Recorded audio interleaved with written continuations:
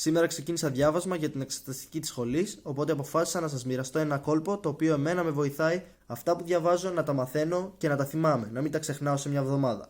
Λοιπόν, τι κάνω? Έχω μπροστά μου το PowerPoint, είτε το βιβλίο, και έχω μπροστά μου ένα χαρτί. Καθώς διαβάζω, τα πιο σημαντικά τα γράφω στο χαρτί. Αλλά το κόλπο ποιο είναι? Δεν τα γράφω έτσι ακριβώς όπως το λέει το βιβλίο ή το PowerPoint, το γράφω με στυλ δικό μου. Το προσαρμόζω στον τρόπο που εγώ σκέφτομαι και εγώ μιλάω. Κάθε άνθρωπος χρησιμοποιεί παραπάνω κάποιες λέξεις, παραπάνω κάποιες φράσεις. Έχει το δικό του στυλ που μιλάει.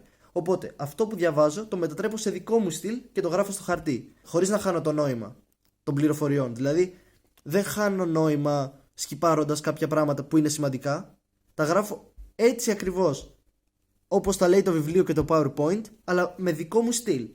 Οπότε την επόμενη φορά που θα διαβάσω από το χαρτί, οι πληροφορίες που θα λαμβάνω θα μου είναι πιο οικίες. Οπότε θα τις μάθω πιο εύκολα και όταν δίνω και εξέταση θα μου έρχονται και πιο εύκολα στο κεφάλι. Γιατί θα τις έχω μάθει και θα τις έχω καταλάβει ακριβώς.